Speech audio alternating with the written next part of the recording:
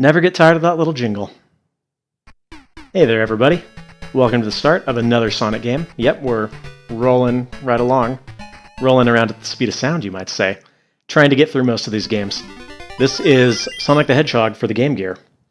Now, I will confess, I never owned a Game Gear as a child. I wanted one, but already going to get a Game Boy, and the Game Gear being kind of pricey, meant that, well, I didn't have one. In fact, the first time I got to play any of these games was probably on one of those Sonic collections that was out for like every system imaginable. But I never really bothered with these. In fact, this playthrough right here is my first ever complete playthrough of the game. And I gotta say, it's actually pretty good. Now, one thing that puts this game above, say, the Neo Geo Pocket version, which I actually did own. For some reason, I bought one of those. That's a topic for another time. The reason I would put this above, say, that version is basically just a clone. This is completely its own game. We might be in Green Hill Zone, but if you're at all familiar with the Genesis or Mega Drive version, you will see that that level was completely different from Green Hill Zone on the Genesis. And this game has a couple original zones and a couple that are not clones, but nominally the same zone as the Genesis version, but they all play completely differently. And that, I think, if you're a Sonic fan, makes it worth a playthrough. As I said, this is actually my first playthrough through the game. I did some, practice runs and that kind of thing just a little bit before I started, just so that I knew where stuff was and I'd actually make a decent playthrough. But really, it was basically over the course of like a day. Or a play session, 2 play sessions over 2 days that I figured the whole game out. With the help of some guides and walkthroughs, of course. Make sure I wasn't missing anything.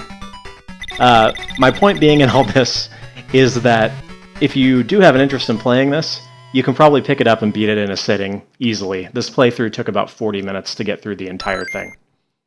And it's well worth it. It's pretty good, and I'm looking forward to it. I haven't played any of the other Game Gear ones, but we're going to be trying to get through them all, or at least most of them, on the channel. And if they're all as good as this one, then yeah, I approve. Now, one thing you're going to notice as you pay attention to this, hopefully, is that the game, although it is definitely a Sonic game, the flow of gameplay is a little bit different than most of the Genesis games. There are not any of those sections, really, where you're just blazing through, going through loops, going through tunnels, and just, going through huge chunks of level. And the reason for that was hardware limitation. The Game Gear is not really powerful enough to do all that stuff that the Genesis could. The Genesis does what Game Gear isn't. I apologize for that. Anyways, so it kind of affects the gameplay. By the way, you'll notice the Chaos Emeralds are actually just hidden in the levels.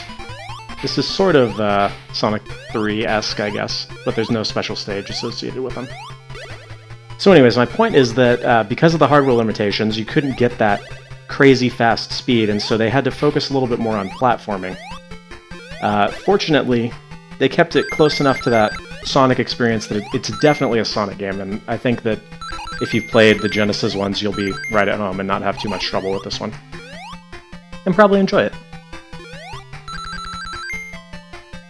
I realize I am sort of breaking tradition here in that I'm trying to play as Tails in all my playthroughs, but unfortunately he's not in this one, and I'm going to spoil it. He's not in the second one either. Well, he's in it, but he's not playable, so, well, we'll get back to playing as Tails, because he actually has a couple of his own games on the Game Gear.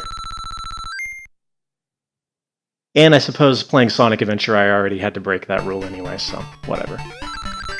So these little special stages that you get to at the end of the stages, or if you finish with over 50 rings.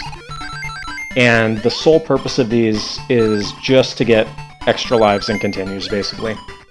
So they're completely skippable. If you do happen to finish the level with over 50 rings and get launched into one of these, you can just run to the exit. But if you want to stick around and gather rings, I'm going to do that just a couple times in this playthrough, just to show a couple of the variations. I don't think there are that many. there may be like 3 different variations, or maybe more, but I only really ever saw like 3 distinct ones. Just give me that extra life, please. We're gonna make this like the Sonic 3 and Knuckles playthrough, where I just tried to see how many lives I could get by the end. Except we're actually not gonna do that, because then I would be wasting way too much time in these.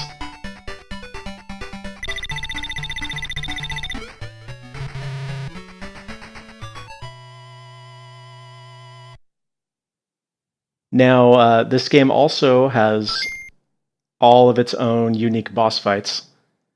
So just like with the stages. And I think general consensus among a lot of Sonic fans is that the Sonic 2 first boss is the easiest boss in the series. Well, you clearly have not seen Sonic the Hedgehog for Game Gear's first boss, if you think that. I used to think that, but no longer.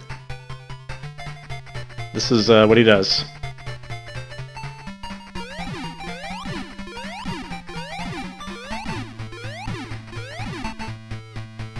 Literally that. Oh, it's okay though, because then he comes down, and oh, he's gonna crash into you. Oh, that. Well. So yeah, I'm gonna definitely say easiest Sonic boss right there. And that's Green Hill.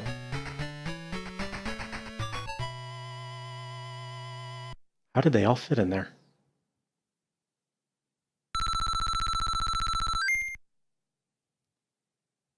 By the way, worth noting, there are only 6 emeralds in this game, just like in the Genesis version, and there is no Supersonic, so don't get too excited. So, we got a unique zone here. The, not that creatively named zone. However, this is probably the best song in the game. In fact, I remember hearing this song in a lot of, like, Sonic fan media back in the day.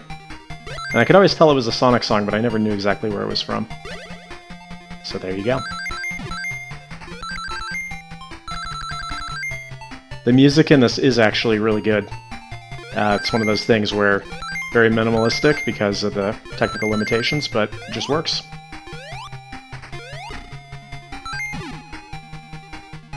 It's kind of one of those things, like there are these exercises that you do in different forms of art where you place sort of different limitations on yourself because it actually forces a lot more creativity to come out. It's kind of a similar concept. A lot of these older games, they had these hardware limitations which forced them to get rather creative. Alright, this one is a little bit trickier.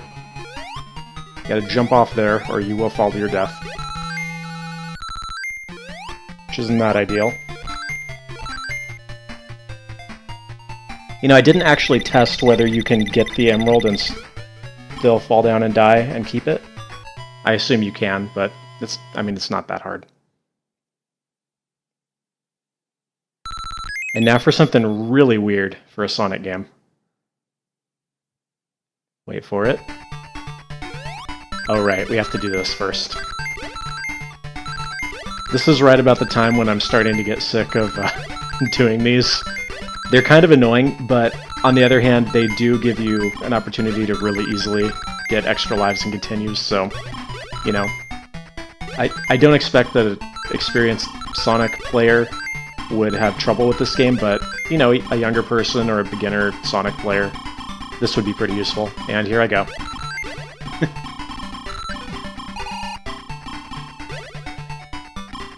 $97, come on, give me 3 more.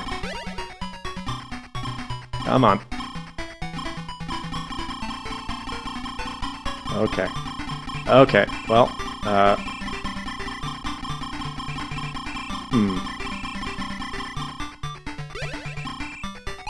97, 97, nope, forget it. We're done. I think that's the last one of those I'm going to make you sit through. I'm just going to sprint to the exit from now on. By the way, there is 1 emerald per zone. So it'll always be on either the first or second act. And now, finally, for something very bizarre for a Sonic game. We actually have an auto-scroller. pretty weird. Once again, this is hardware limitations. But it forced them to think, okay, well, how can we do something different that hasn't been done in the Sonic game before? And whether that's a good idea or not to put an auto-scroller in a Sonic game. Hey, it's kind of interesting. By the way, you will notice this game does slow down pretty significantly in some portions, like right there. And we'll definitely see it on some later levels too. It's not that big a deal, really. I consider it kind of charming.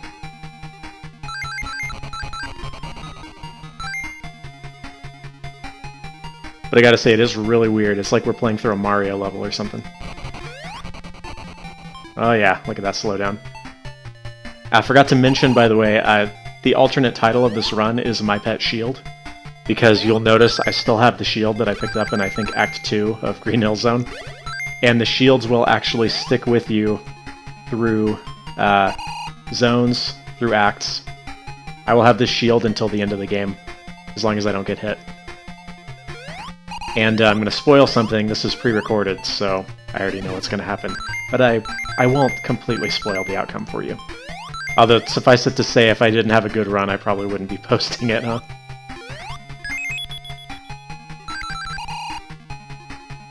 You know, as I look at this, this actually looks a lot like a Mario level, doesn't it?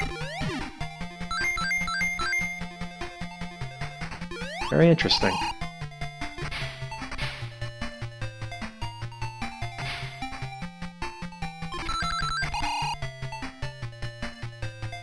And now we wait.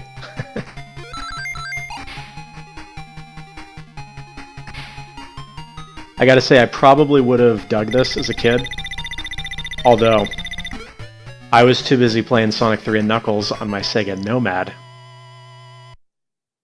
With the AC adapter, of course, because if you tried with the battery pack, forget it. I think it was 6 AA's and you got about 20 seconds of battery life. Alright, we're just gonna get out of this one.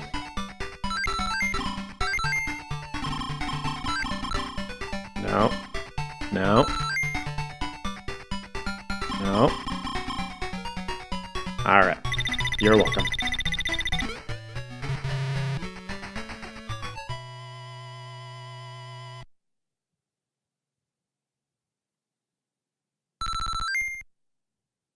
Alright. Gonna move on into boss number 2. Definitely more difficult than boss number 1, but then again, basically every boss is more difficult than boss number 1. I read, by the way, I'm pretty sure this is true, that there's actually a 1-up hidden in every single level. I didn't find all of them in this playthrough, I wasn't really looking that carefully.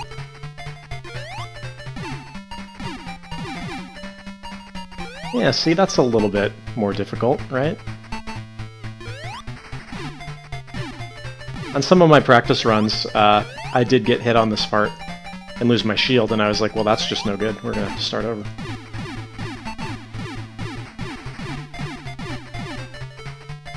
I don't know why we're moonwalking now, but...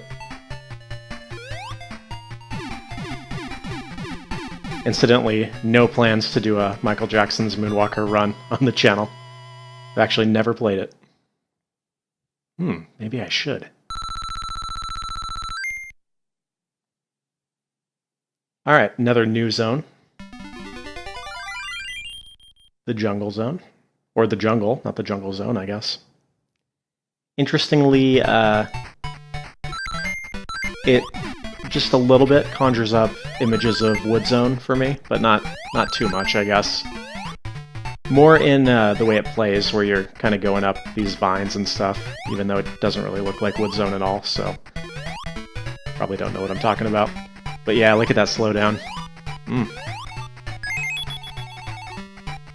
Thank goodness, by the way, that YouTube does 60 FPS now. When I started doing videos, it didn't.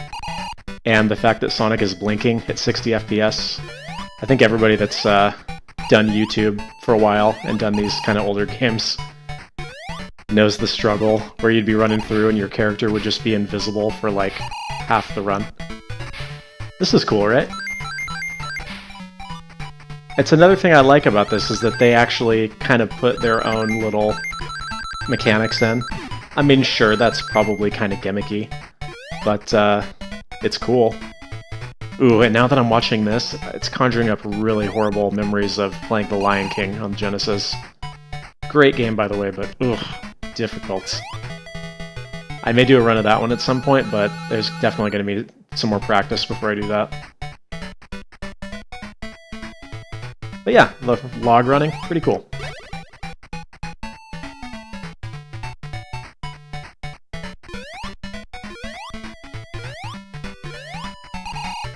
See what I mean about the platforming? This is not something that you would normally get in a Genesis Sonic game. You might get a little bit of it, but not for this extended of a period of time. See, that's cool. I like it. Good job, guys. It's kind of cool, honestly. Like, I know I keep singing this game's praises, and I'm probably giving it way more praise than it deserves, but usually the mobile port of a game like this would be just kind of a throwaway. Like, I still look back to that Neo Geo Pocket version, which was fine, but was basically just a copied levels and just a few new features. I mean, they really put effort into this to make it good, and it shows.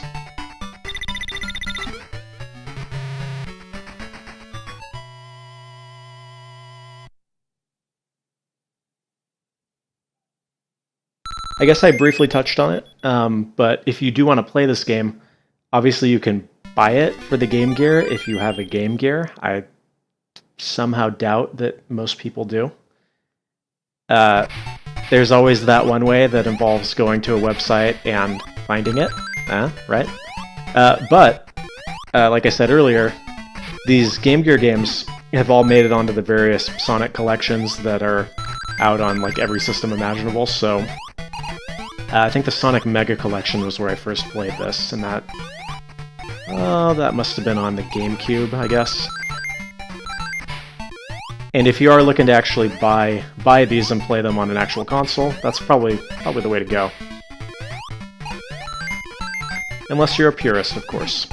Or unless you just want to emulate it. Oops, I said it.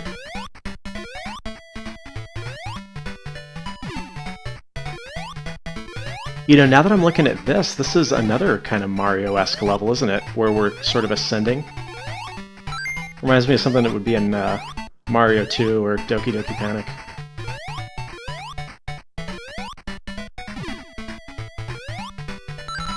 Never been a Mario guy, just because I always had Sega consoles.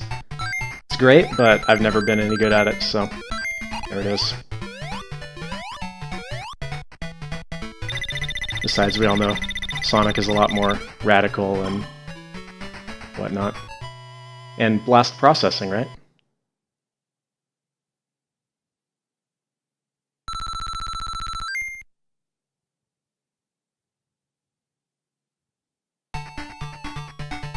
And here we go again. I guess now looking back, there are more than 3 of these, but I mean, honestly, for a normal playthrough, probably pointless. There were a couple levels that gave me trouble on my first playthrough, like test runs, but for the most part, you'll get through this game without dying too many times. And that'll bring us to the last part of this first episode. Only going to be 2 episodes, but I think it's better 20-minute chunks versus 40-minute chunks, right? Just makes it a little bit more fun to watch, in my opinion. That said, as I typically do when I do these older games, I will be uploading a complete... Ah, yeah, I didn't know that was there, did you? I'll be uploading a complete version without commentary, so basically a long play version, if you want to see the whole thing start to finish. Because I know sometimes that's what I'd rather do. Alright, this boss is probably easier than boss number 2. I'm going to be honest, most of the bosses in this game are very easy. Hey, got him. And that's about it. I hope you have enjoyed this first episode. Be back next time for episode 2. and actually the final episode. And yeah, I'll probably just keep singing this game's praises. So, till then, thanks for watching, and I'll see ya.